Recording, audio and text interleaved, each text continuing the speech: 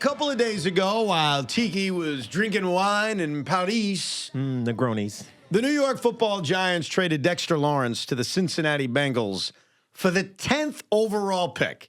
And I said this to Sean, I take my L, my mini L. I didn't think they'd get a return like that. I give them a lot of credit. I give whoever we want to give credit to, Donna Ponte, John Harbaugh, Joe Shane, whoever. It doesn't matter. Sean Morash, Nikki Gist, whoever you want to give credit to. That's a good return. Definitely not Nikki Gist. We're not giving her credit? No. The question is, what are you going to do with it? Right. But I ask you, Tiki Barber, because Dexter Lawrence was a damn good Giant. He was. What do you think of the trade? So I thought that the Giants would be able to get something done. And it sounds like, listening to John Harbaugh, they truly tried. It wasn't like they were just lip servicing him. It was they wanted to convince him to be a Giant.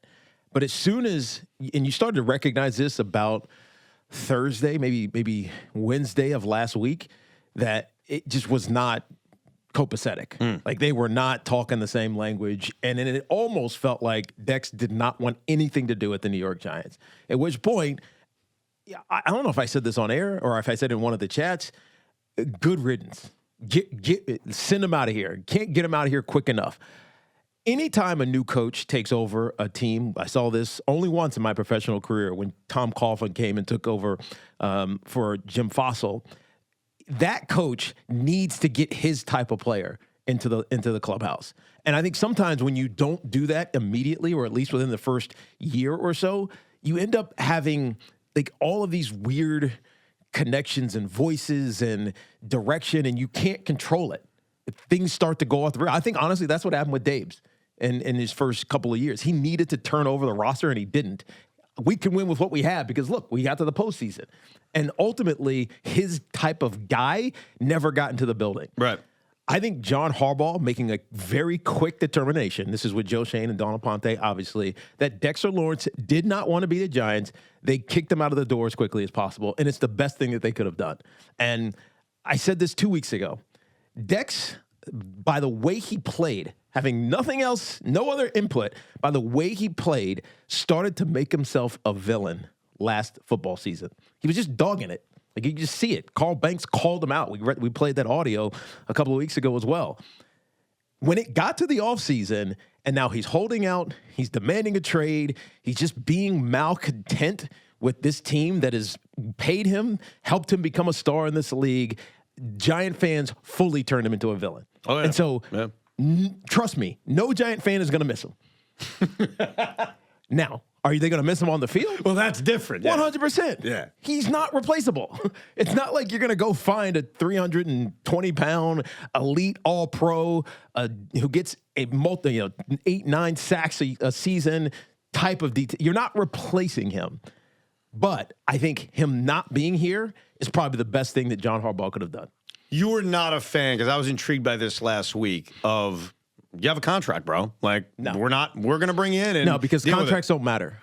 Just like the salary, the cap doesn't matter. The contract, it doesn't matter. Well, it matters in terms of you could just money. tell him we're not trading you, we're not giving you an extension. Yeah, but figure it out. But the key here is that it's a new coaching staff. If this was John Harbaugh's draft pick, who 4 years in, he's missed now malcontent. John knows him well enough because he's coached to some success. He's been an AP All-Pro guy. All these other things, all under John Harbaugh. There's a relationship that can get worked out. But this is not John Harbaugh's guy. This is not Donna Ponte's guy. This is a guy who doesn't want to be here because he thinks the pasture is greener somewhere else. So go ahead. Go to Cincinnati, where they're not going to win. And they gave you a 1-year deal. So basically you're going to bounce around if you don't have an elite season next year for the rest of your career.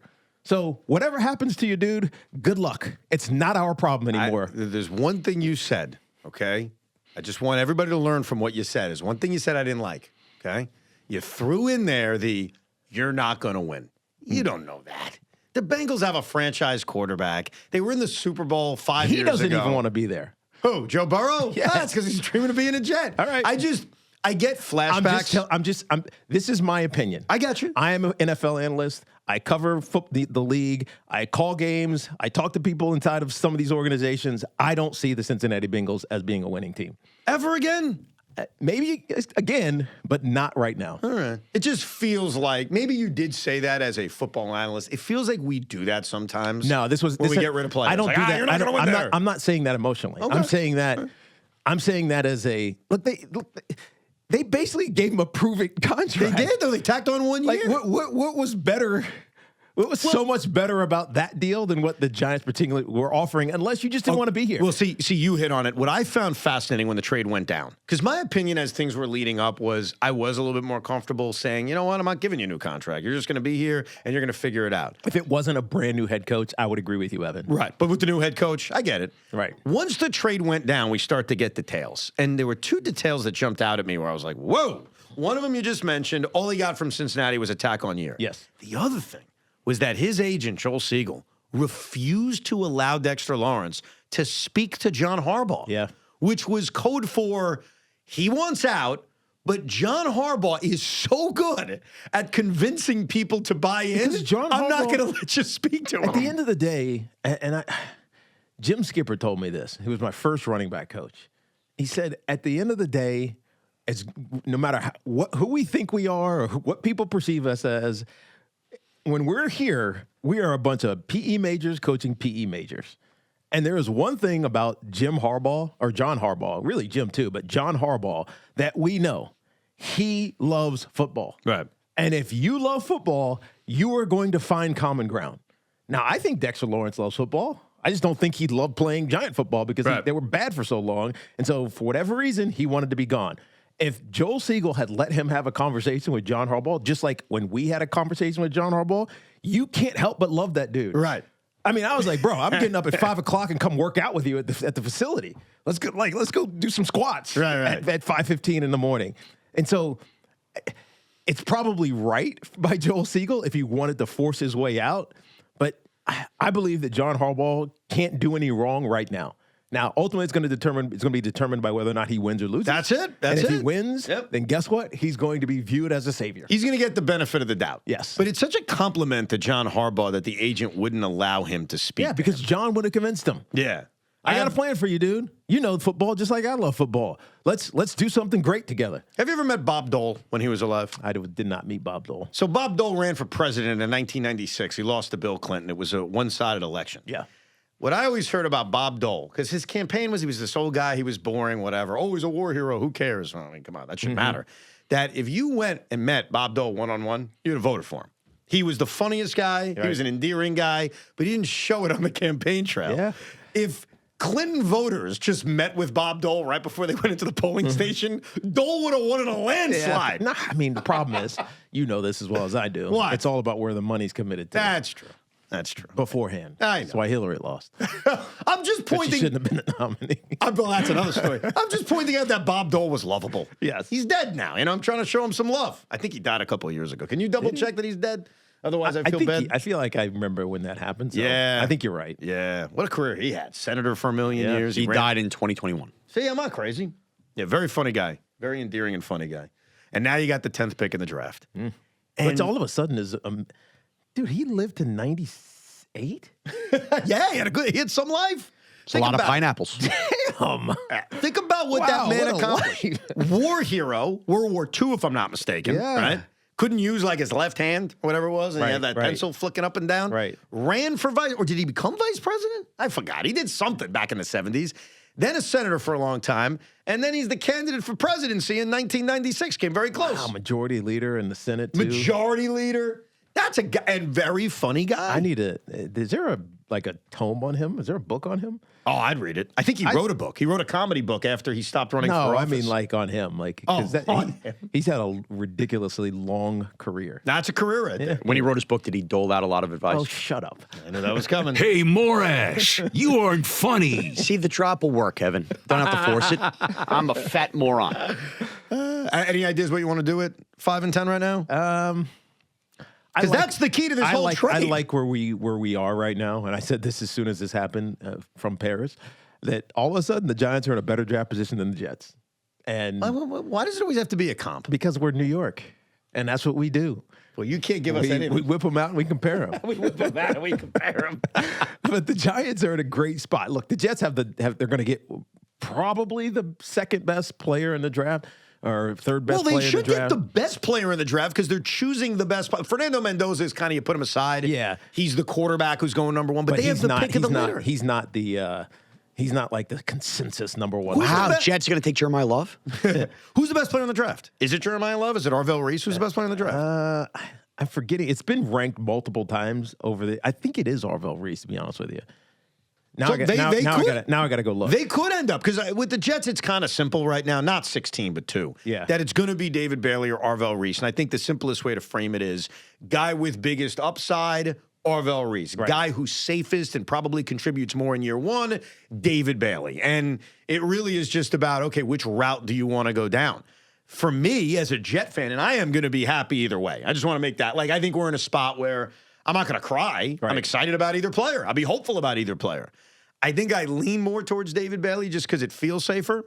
And I know that may not be the best answer. You should be shooting for the moon. Yeah, Arvell Reese is number 1. Okay. So they're either going to get the best player in the draft on paper or the safest. What's crazy, though, and this is what I think should excite you guys, is if the Jets go David Bailey, the safe pick, is there a possibility that Arvell Reese is there for you at 5? I mean, he could be, but then all of a sudden that creates the trade possibility now for the Giants if somebody else loves them. And I'm not saying go back to like 12, but somebody in the top 10 could say, oh, I want Arvell Reese. Let's go to 5 with the Giants. So you drop back two slots. You're going to get the guy you want anyways, and then you maybe pick up a third-round pick this year, which the Giants do not have. So I think the Giants are in position to move a lot because they have options and not desperation with what they need to do in the top 2 of the top 10 picks. There's not desperation. It's not like we desperately need a quarterback. We desperately need an edge rusher. It's like we need the best player in the draft, and now they're going to get 2 of them in the top 10 or maybe even 15 if they end up moving those top 2 picks around. So I think the Giants, this is why I said they're in a better position. The Jets need pieces. Like the Jets need an edge rusher. The Jets need a linebacker. The Jets need another wide receiver. The Jets need all of these things. We need everything. I know. Whereas the Giants are kind of like, we can just float around. But you know what? That's more about just where the rosters are and where the franchises are. That's what I mean. We're in the early stages. That's exactly what I mean, though. Yeah, no doubt. I mean, we're in the early stages of a rebuild, and it sucks to say that because it feels like the Jets rebuild every 3 years. Yeah. And the Giants feel like they're at the end of their rebuild. Like, we have our quarterback. We have a pretty good functioning roster. And more importantly, we have a head coach. Right now, the Jets don't have anything. They may not have a head coach. They probably don't have a head coach. And while we've got talent on offense, there's a lot of talent on offense, especially when you look at what this offensive line can be. Yep. Garrett Wilson is a legitimate number 1 wide receiver. Breece Hall's going to be here. So there's certainly pieces to build around when it comes to the offense. But you need another wide receiver for sure. But you need another wide receiver. You obviously need a quarterback of the future, and I don't think that's happening in this year's draft. And you basically have to rebuild most of the defense. Yeah. It's going to be a very interesting night tomorrow night. We'll get into more detail tomorrow. Connor Hughes of SNY is going to stop by tomorrow during the show. Kind of last thoughts before the NFL draft. Let's get back to your phone calls. A lot of angry Met fans, 888-808-1019. Mike is in the Bronx. Hey, Mike. Hey, Evan. How are you? Good, man. What's up? Good. I'd really like to get you some different perspective, a fan perspective, and a player perspective on this point of the Mets. I know this has changed the game a lot, and a lot of the things they did I liked. The thing that I think teams have to be careful of is it may that the GMs now have a much different background as a player. I don't want to say his name because you don't comes from Harvard, but most of these players basically go to, it's the only sport where these guys go to basically a 3-year baseball monastery. Their backgrounds can't be any different. Right. So I think that the man from Milwaukee's biggest mistake was last year was I agreed 100% with Soto. Well, they had a cohesive team. Their biggest strength that 24 season was their toughness and cohesiveness late in games. Yep. And as you point out in Eureka 100 times, they have not come back basically since then.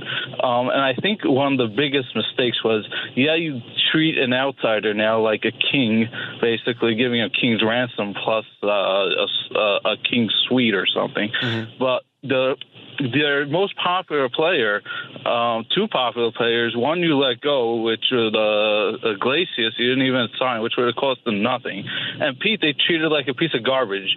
And yeah, you don't give him everything you want, but they could have treated him a lot better. Sure. And I think you could have.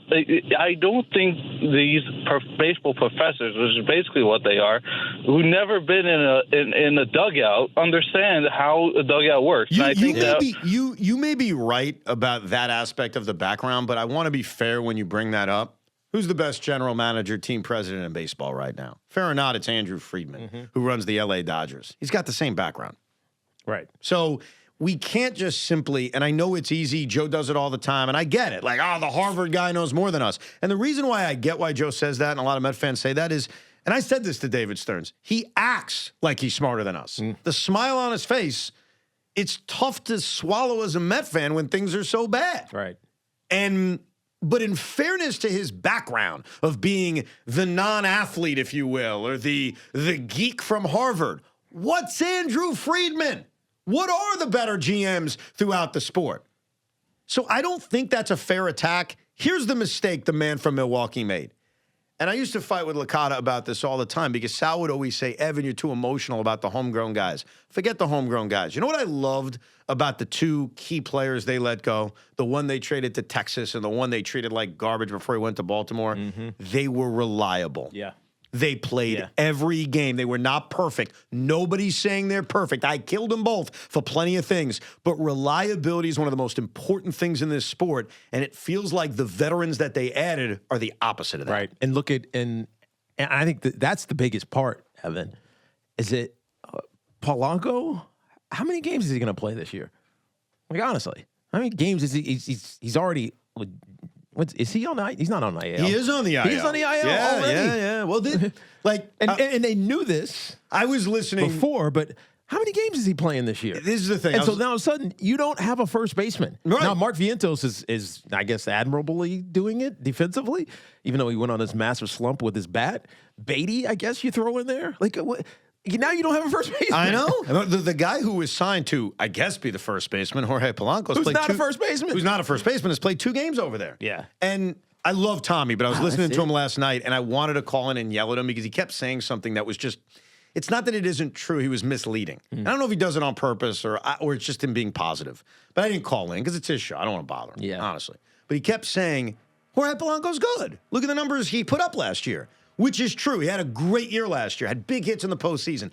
But he left out the fact that the year before that, and the year before that, and the year before that, he either didn't play a lot or wasn't good. Right. And you can't leave that stuff out because then you're making me assume that, well, he's just going to do what he did last year. Why? Look at the years before that. And so when I say not reliable, that's what I mean. Right. He just wasn't reliable. Could he have repeated last year's success? I guess.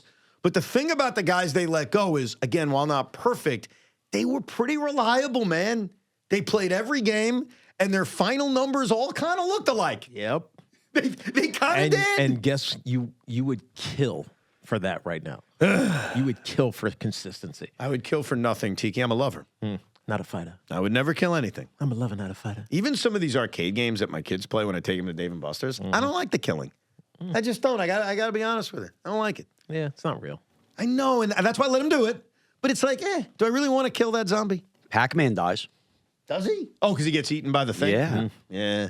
But it teaches you how to survive if there was a zombie apocalypse. You're right, which is why it's not like I'm banning You're my not gonna kids. stand around like, oh my God, what do I do? And then get your head eaten.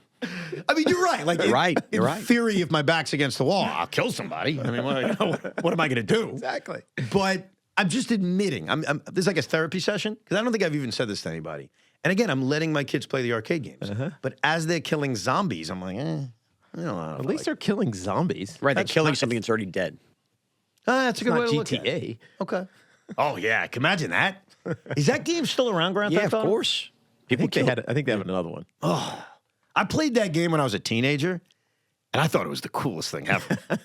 Like, you're doing such adult things all the way around. Stealing cars, killing pimps. And for whatever reason, Taking their ladies. yeah, that was the best part.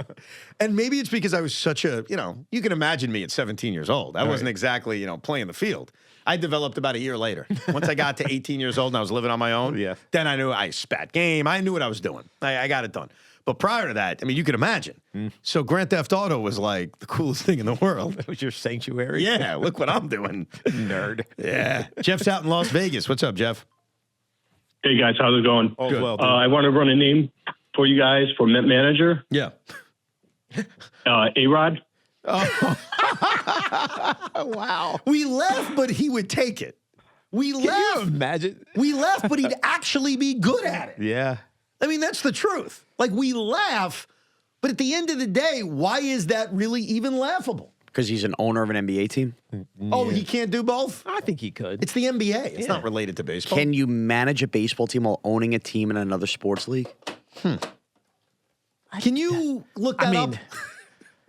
Because I want to add him to the list. Who would potentially. ever like it's a new era. Right. Well, that's what I'm saying. I don't know that there's a rule about it, but how about just your priorities? It's a new era of they never thought about this because I don't think that leagues ever thought that players were going to be this rich that they could actually own teams. That's a fair point. But it's also a cross-sport comp. It's not Tom Brady. It's cross-sport. The reason I think it's worth looking up is, so while you were gone, Teak, I did give the realistic and unrealistic but fun names of who could replace Mendoza. And to me, there are three realistic names. Andy Green, who's currently in the front office. Right. I remember Ty you brought him Correa up last week. Ty Correa, the bench coach, and Carlos Beltran, who's currently on staff as well. And then you add the guys who are available, like Bruce Bochy is available. Joe Girardi is available.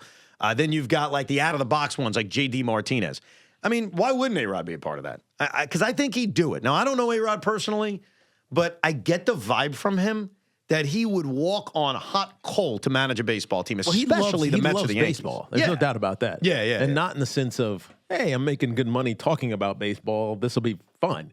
Like, he wants to be in the guts of baseball. Yeah. And so getting a chance to be a manager, he would jump at it. I think he would. So I don't even think it matters where it would be. It'd be great if it was in New York, but I think he'd do it anywhere. You do it anywhere? Would he go to Tampa? I guess maybe. Go to the Twins. Yeah. Go to the Twins. I mean, he's there. Derek Shelton's doing a hell of a job right now. Why not? Yeah, I guess so. All right, so they're not 500. Not a laughable idea. Well, now they're a game over 500. That's right, because they played the Mets. Once they're done with the Mets, they'll be 3 games above 500.